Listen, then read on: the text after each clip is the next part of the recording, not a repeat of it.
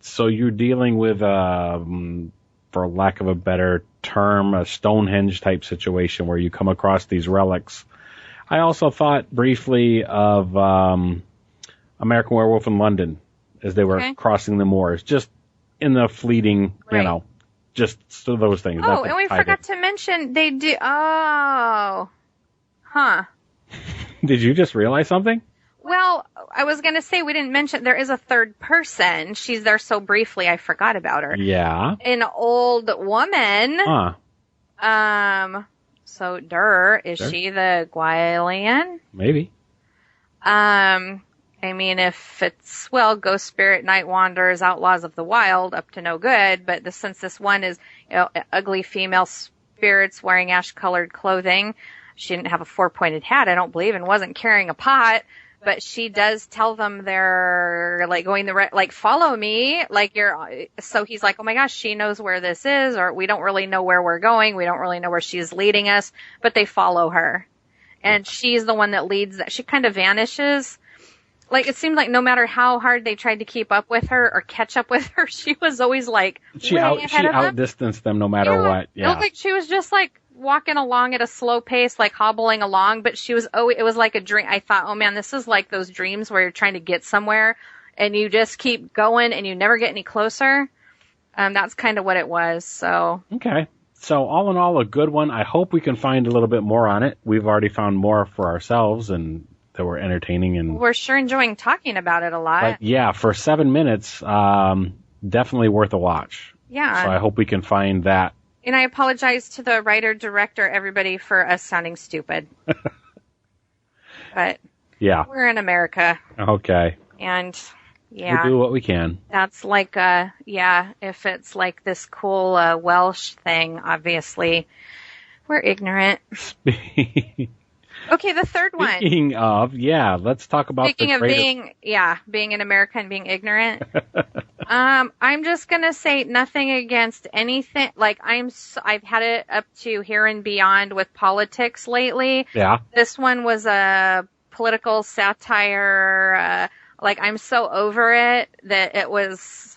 I had a little trouble sitting through it. This one was a little bit of a turn off. Well. And it's just because of me personally, and it's overkill with the politics lately. Right. So I was like, oh no. I mean, and it seemed very obvious to me they're making fun of Trump, which everybody's doing right now. Well, so it's it actually says right here in the thing that it's the Republican candidate that's satiring or whatever. Yeah, duh. But here you go. Lilith Delaney sits in the bleak investigation room, recounting the tale of her short-lived run as communications director for Victor Bloch, B-A-L-C-H. Balch. Victor Balch. Okay. It's Trump. a rising Republican candidate for presidency, once written off as there's too many big words in this. You know what, sweetie? You have dyslexia. Just hold on. A rising Republican candidate for the presidency, once written off as a caricature for his brash, confrontational style. Despite his glaring flaws, Balch is rising rapidly in the polls, trouncing a more established opponent and gaining a fiercely loyal following. I gotta say, this is a really long synopsis. Yes. Though Lilith initially considers her role as just another job, she gradually finds herself subject to Balch's ineffable spell until her gradual disillusionment allows her to catch a fleeting glimpse of his horrific true nature and to understand his ultimate intent. That was hard to read. That was hard for me to read. So, you said you had a hard time getting through it. That's pretty much. They just put the whole entire. That's the whole synopsis there. Yeah. Yeah. Well, the thing is, it was fairly well done. Not fairly well done. It was well done. I shouldn't qualify it. It was good. I get what you're saying about the satire and stuff just maybe being too much right now. It's just a personal thing. Yeah, I'm not saying it wasn't great. I'm sure that it was. Yeah. But as soon as, if you're going to talk about politics right now and make fun of the candidates, and like I'm just so over it. It's like, oh no, not something else, right? You know. So it was just bad timing. Well, here's the thing. I've got 2 other movies to check out, which is one, They Live, and the other one would be The Dead Zone. Okay.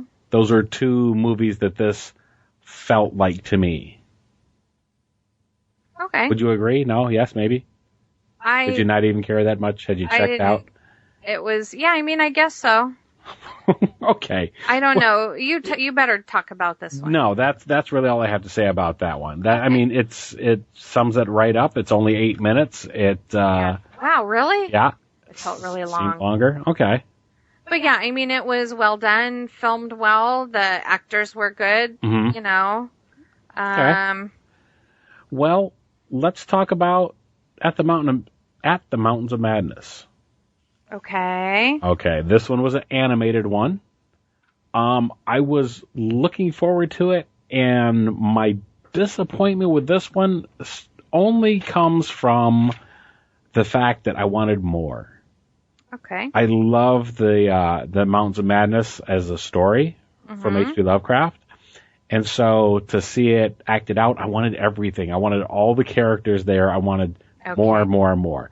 What we got, I enjoyed. Yeah. But I would have liked to have seen more. I would have liked to see more of the characters and more of what was happening and so on. I wasn't a big fan of the animation. Yeah, I know you had said that when we were watching it. It looked like a video game. Like I wanted a controller. I wanted to play it.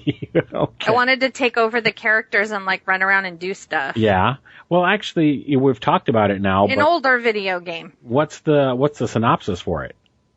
Oh, aren't we supposed to start with that? We should have. I was so anxious to talk about it, though. Well, in the uncharted regions of the Antarctic, dark secrets slumber. An ancient horror lies hidden in the bowels of an alien city, and 2 unlucky explorers race unwittingly towards it.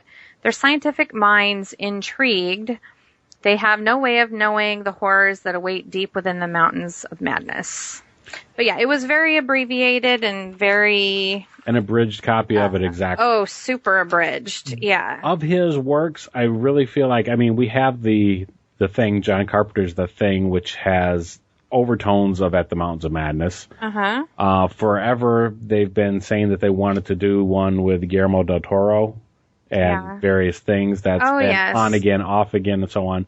But of all of his works, like this one feels like it has the best potential for being a really spectacular. Okay, and when you say his works, you're talking H.P. about Lovecraft again. Yes, the original story and stuff. Well, yeah, because it's a big, complete story. Yes. Like, if you just follow his story and make a really awesome visual presentation of it, I mean, you can't go wrong, I don't think. And they did what they could with this one, and I enjoyed it. Yeah. But I liked the illustrations and things when they showed, like the book illustration, like the maps and things. Right. It was sort of a weird contrast with the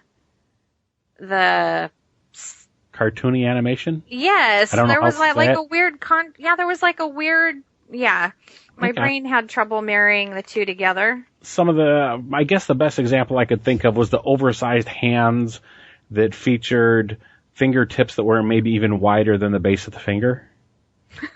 Okay. You know what I mean? I don't know. Like, it was, maybe we sound completely stupid, like complaining about little tiny things like that.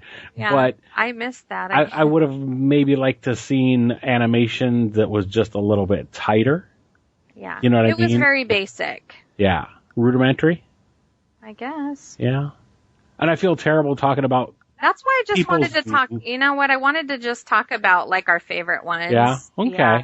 I didn't want to. Again, I did like it. I did enjoy it. I would sit through it again. You know what I mean? There's nothing wrong with it, and I'm not gonna say I don't think I was disappointed with anything that I saw. No. So. I mean, and that's the thing. Yeah. I mean, I didn't see anything that I didn't like or that I hated. Right. I maybe didn't get some of the things. But maybe it'd be boring if we came on and said every one of them was, oh my gosh, it was so great. Maybe they did a great, it was a great job and I loved it. We can't say that for all of them, I guess. Okay. Because I did have favorites. Well, I think Bundle of Nerves was one of them, wasn't it? I liked that one. Was that our next one? That was our next one. Oh, okay. At least according to the lurker. Yes. For the fine officers of the Willowbrook Police Department, fighting a slime-sucking monster from the great beyond is just another day on the job. It's the relationship stuff at home that's really scary. So, yeah, it was quite funny. You have two police officers that come running into a kind of an awesome house. A library, a study, I'm like, wow, it looked Victorian like a mansion. style, yeah. Yeah, and they're, running from something. They're fighting something. You're not really sure what's going on because they're trying to keep something at bay. And they're just kind of having casual conversation while they're, holding the door shut and, trying to beat a tentacle out from the crack of the door that's coming in. And they're just discussing relationships and... Which kind of sounds lame. If you might be picturing something from Ed Wood if we say fighting a tentacle back from a door. But the special effects with this were good. Were spot on. It was very good. It was very good. Highly entertaining and a great 6 minutes. Yes. Again, another short one. Wow, see, and it felt a lot longer because It was really quality to me. Exactly. So it felt, I would have guessed it was longer than that. Yes, for sure. So yes, you find out one of them is expecting a baby, and that's what he's afraid of, fatherhood, and so it was kind of funny. Yeah. It was funny. Yeah, it was clever. Yeah, definitely. I like that one. Definitely a good one. Yeah. The next one, how did you? Read it first, I guess. It's Cat Killer. Okay. And, yeah, just you read first, and then I'll ask you what I have to say about it. An exterminator clearing an abandoned building of feral cats takes his job personally. But his ghoulish machinations yield some unexpected results, including unsettling insights into his own obsession. Following a dream logic and rendering in stark black and white, Cat Killer is a nightmarish animated fable that recalls the psychological horror stories of Edgar Allan Poe. Wow. I will now read the other description that I have here because I think between the two of them, they're almost the same but not quite. Okay. Working deep into the night, a solitary inventor succeeds in reversing the natural order of predator and prey, but his tinkering yields some unexpected results, including unsettling insights into his own obsession. Following a dream logic and rendered in stark black and white, Cat Killer is a nightmarish fable that recalls the psychological horror stories of Edgar Allan Poe and the imagery of the German expressionists. Okay, that's a better description. Somebody, they printed it in the paper and then they rewrote it for the website, I'm thinking. Maybe so. I don't think it would have went yet because that's a better, I didn't get... But I gleaned more from both of them together than I did watching it. Oh, okay. Well, I didn't, yeah. Anyhow, so first of all, animation. What did you think about the animation? I liked it. You did? Okay. I wasn't sure how you felt about it and stuff. With the rotoscoping and with everything that was going on, it did have that dream-like aspect to it. Yes. And I like that. I've always liked that look. The black and white, like everything looks like it's made from lots of tiny dots. Yeah. Only 10 minutes long, and I almost want to say I'm not sure how I felt about it. I mean, there were elements I liked about it, and then other things that kind of off-putting, and it wasn't necessarily the story or anything else, but it parts of it worked for me, parts of it didn't work for me. It's weird. I don't know. I had a reaction to it. This says an exterminator clearing an abandoned building of feral cats takes his job personally. I didn't get that. Yeah, exactly. I didn't get that. Maybe that's why. I mean, I'm thinking they rewrote it for the website and they took that part because you didn't say that when you read yours. No, I didn't.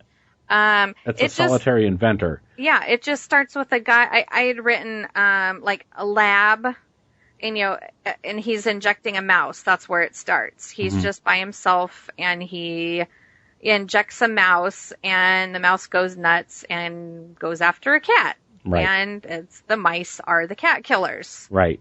But then the mouse I thought more of doesn't survive. I mean, it right. dies. It has side effects and so on. I thought more of Herbert West when he was doing this more than an exterminator and stuff.